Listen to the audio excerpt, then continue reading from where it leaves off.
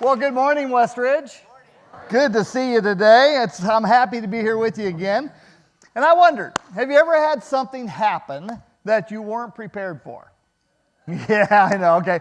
So one weekend, my grandson was over. We were cooking. We usually do that on Saturday morning. We cook pancakes together. He likes doing it. He likes helping me. He'll pull a chair over to the counter. He's 5. Pull a chair over the counter, and he stands there and helps. I let him crack eggs and stuff that he probably doesn't get to do at home. And well, anyway, I was getting things ready that morning, and I just pulled the cup of mix out of the box. Had it sitting there on the counter. I was doing something else, and that's when it happened. Because he said to me, "I'll flatten it, Grandpa," and I didn't know what that meant. Because I had a nice rounded bowl on top of the cup, and he went like this, boom! Pancake mix went everywhere. I mean, it covered all kinds of stuff. Now, for some reason, I have wonderful patience when it comes to that little boy. And I said, okay, let's not do that again, okay? Okay? And then we cleaned it up, okay? Now, have you ever had something happen you weren't prepared for? Well, of course, we all have. And it's important that when those things happen, we're ready for them, right? Okay? Even though that we're not prepared for them, that we can handle them. I was once told by a trainer at my gym that there is a 4-letter word that is vital to training properly with weights. The word is form. Form. Now, let me demonstrate. I brought a kettlebell with me today, and I've watched people do this before in the gym. Usually it's when they have a real heavy set of bars or kettlebells with them, and they'll start doing this.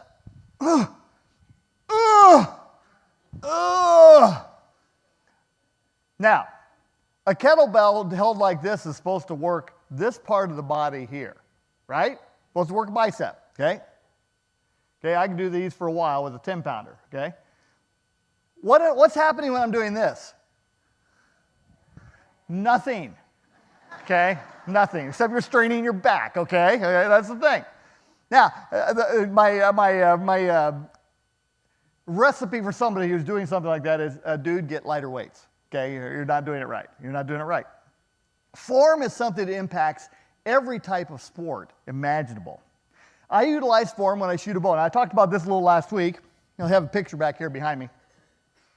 Does that look impressive or what, huh? Okay. All right.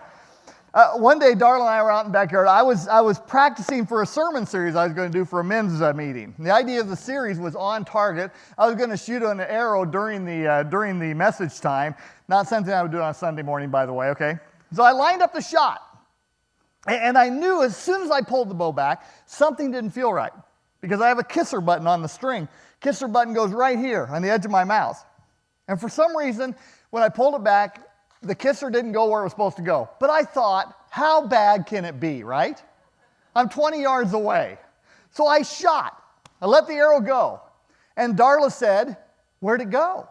Because it certainly wasn't in the target. And we looked and we looked and we looked for that arrow, but it obviously passed through a rip in the space-time continuum because we never found it, okay? We never found that. And I said to her, I knew better than to shoot because my form wasn't where it needed to be. Jesus said this in John 16:33. He said, "I have told you these things so that in me you may have peace. In this world you will have trouble, but take heart. I've overcome the world." Now, we continue in the Following Jesus series, and you all know that these words of Jesus are true. We've all encountered trouble a time or two, haven't we, in our lives? And Jesus promised it. He said, you're going to have trouble. You're going to encounter times of stress and pressure where things don't happen as we expect them to. Following Jesus requires a development of strength that we can withstand pressure that comes our way. And building spiritual strength really does happen as we utilize form. Form repetitively worked on and lived out will have us ready for anything that comes our way. Now, last week, we talked about focus, remember? It's kind of fun for me to come to a place 2 weeks in a row. That normally doesn't happen, okay? So I'm here 2 weeks in a row, so I get to build on this one. So last week we looked at the baseball, right? We said, fix your eyes on Jesus, the author and perfecter of our faith. So we talked about how if we want to follow Jesus, we have to be focused.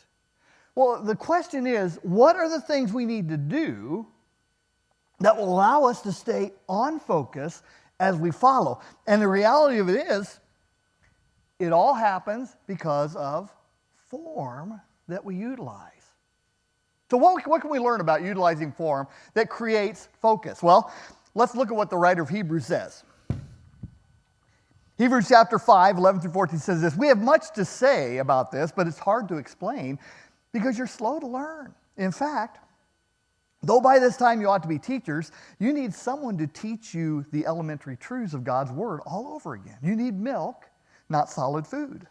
Now, anyone who lives on milk, being still an infant, is not acquainted with the teaching about righteousness, but solid food is for the mature, who by constant use have trained themselves to distinguish good from evil."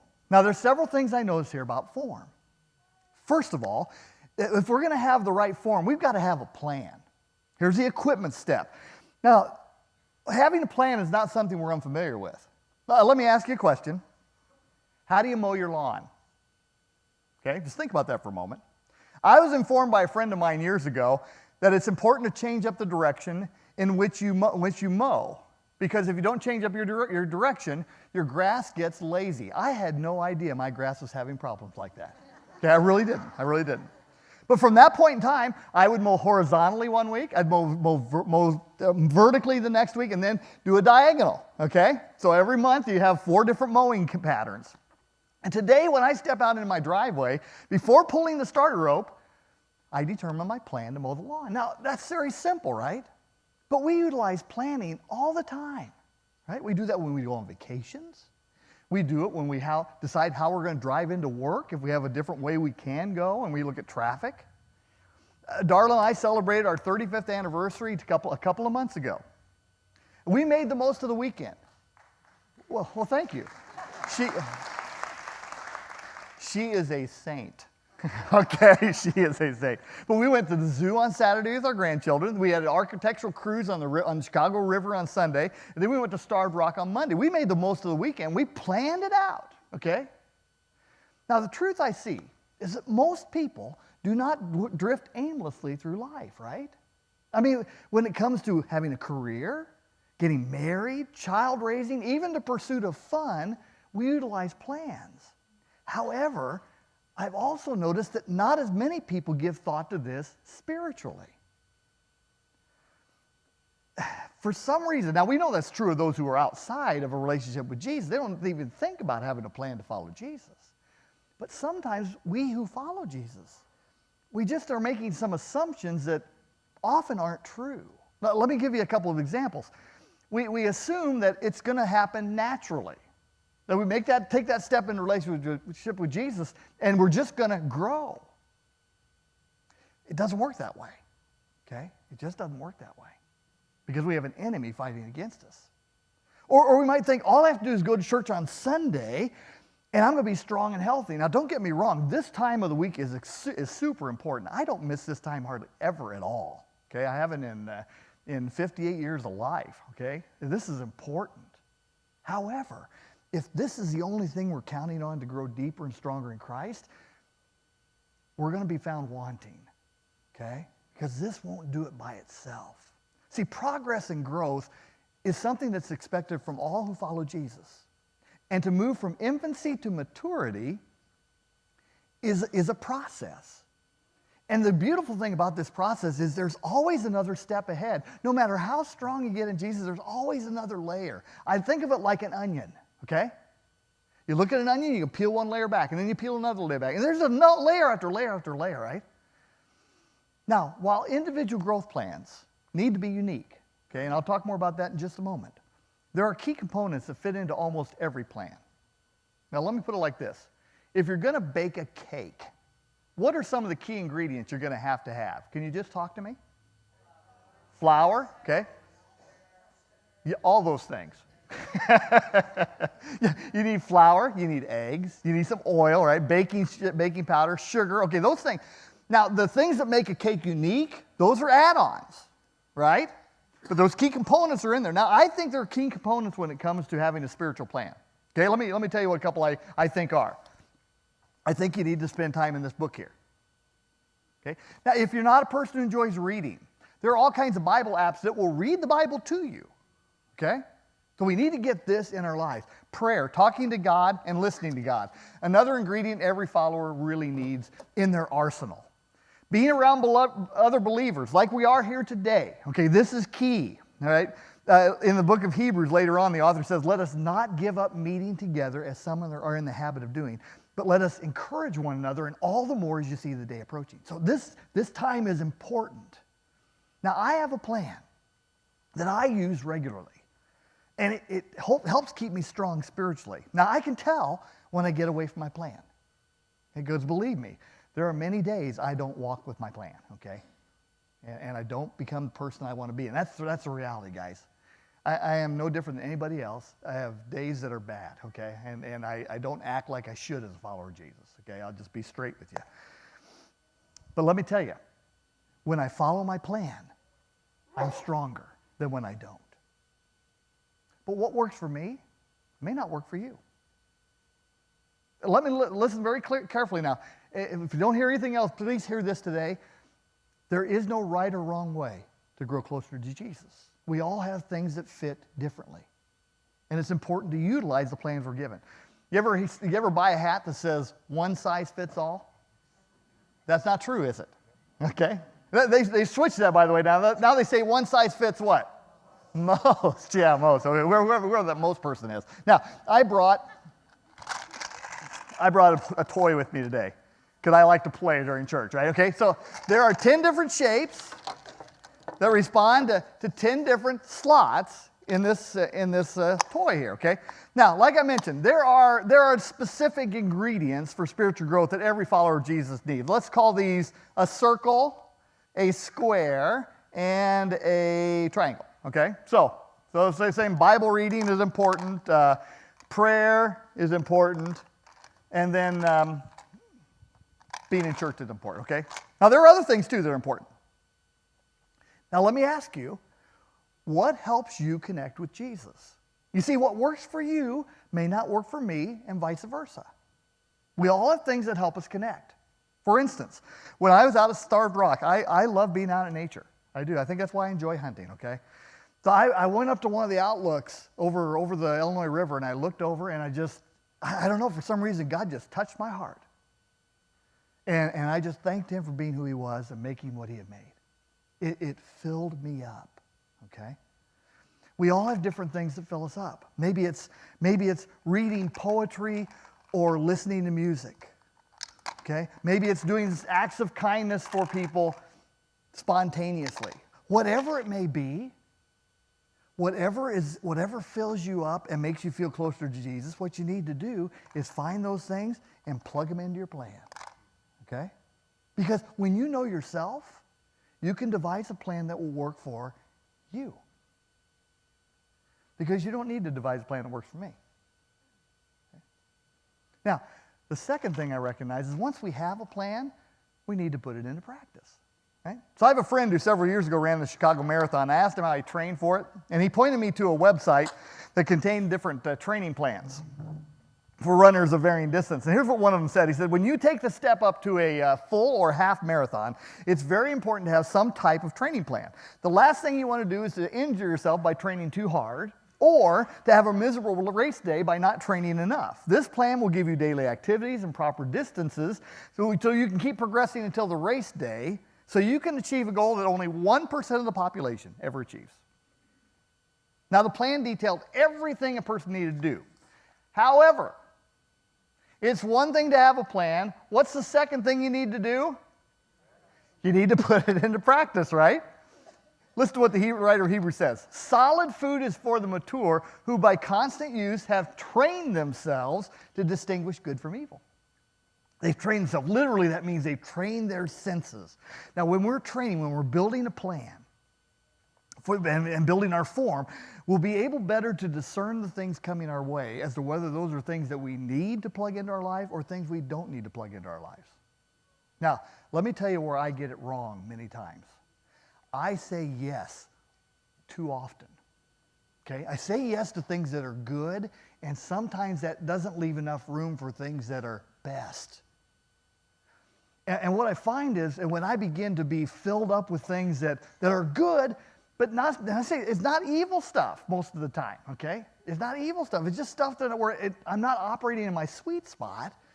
And when I do that, then I become frustrated, and that's when I begin to act like Lance shouldn't act as a follower of Jesus, honestly, okay? So when we practice the plan we develop, it should help us to become more discerning to the Holy Spirit's voice, so we can hear him, as we sang about earlier today. See, practice gets us ready for the game that's coming. So you'll see the picture behind me. That's my son, my youngest twin son. The twins just turned 30 on Tuesday last week. Yes, I am old. Okay, okay. Logan coaches girls and boys soccer at Piatone High School. Before the season ever starts, they're practicing. They're running scenarios. They're doing drills. And then once the season starts, they're playing games just about every other day. But on the days in between games, you know what they're doing? Tell me. They're practicing. They're practicing. And he will often be asked by his players, "Hey, coach, why are we doing this drill?" And he'll say, "Well, it's because this is something that's going to help us in the game because we're not doing this well right now. So we're going to practice it so we're ready for when the game comes." See, we do the same thing when we start new churches at Ignite. Preview services are all about practicing what's going to be happening in a few weeks away. I can still remember the first preview service we did at the church, my home church down in Bradley back in 2003 in a movie theater. We practiced, we found all kinds of things that wouldn't work well, and so we changed things. This next week I go to Denver. I fly out to Denver early tomorrow morning for a church planters assessment center. During that assessment center, the guy we're assessing and all the other guys who are part of this are going to be doing things that they will practice. They will practice being a church planter, so that we can find out whether or not they're wired the right way. See, whatever plan you decide to have, you've got to use it, right?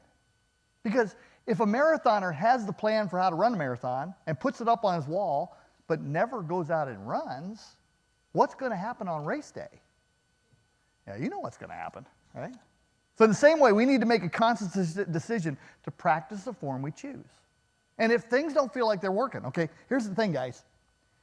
If something isn't working, it's okay to try something different. Here's the thing. We've got all kinds of freedom in how we can grow closer to Jesus. Try something else. Change it up. It's okay. It's okay to do that, all right? Thirdly, we need to persevere. Now, what does it take to keep going when the going gets tough? When the pressure starts to bear down and things start pushing in on us and we feel the wall coming that runners talk about.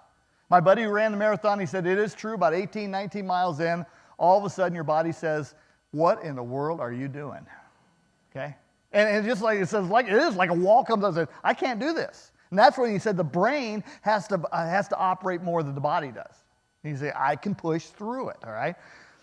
Now, this is why knowing our personal form and what it looks like is so important. You've seen runners in a race where their form starts to break down at the end of the race.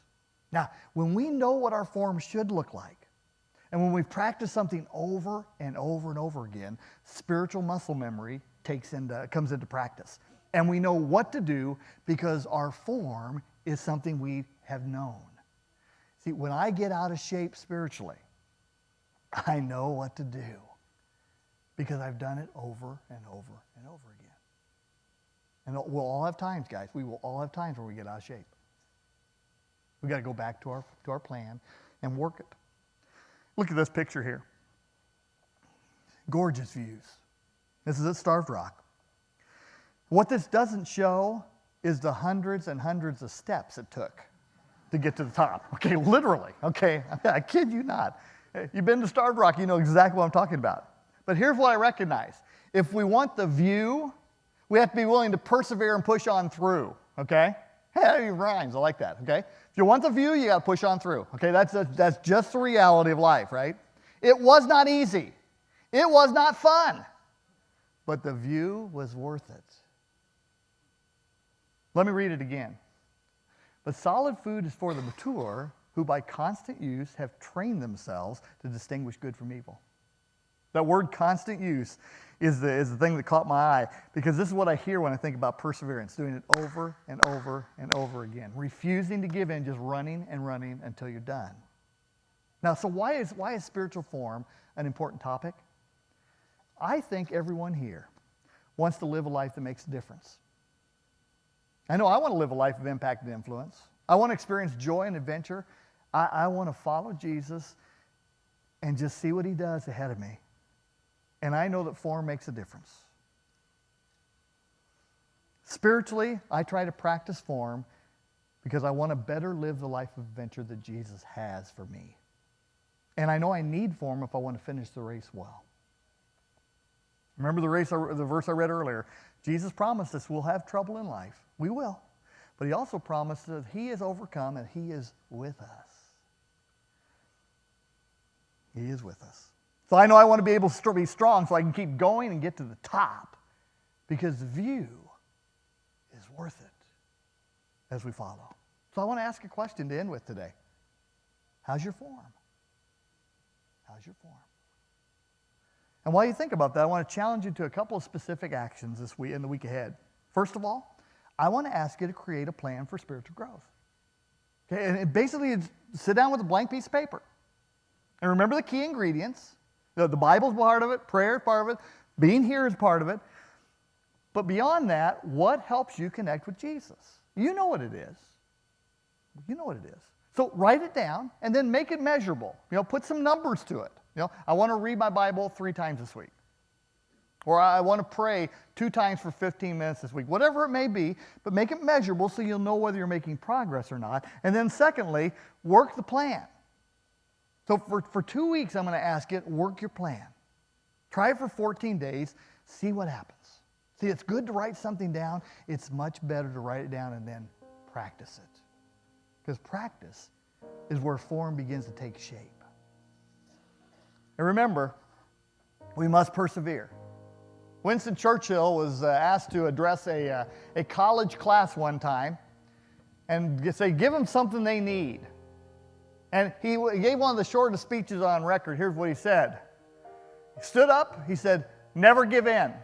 Never, never, never give in. And then he sat down. There's a guy who knew what he was talking about, though, because he practiced perseverance. And when tough times come, and they will, the form we have put into practice will be the form that will carry us through as we focus on Jesus. Now, and one more thing. I just want to give you a little something to remember. You all should have received a tea bag when you walked in today. And this is one of my favorite illustrations because I think it talks about what it means to practice form. You see,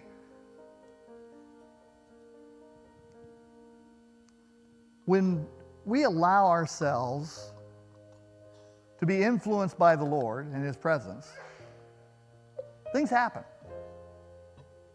And when we do the form that allows Him in, change begins to take place.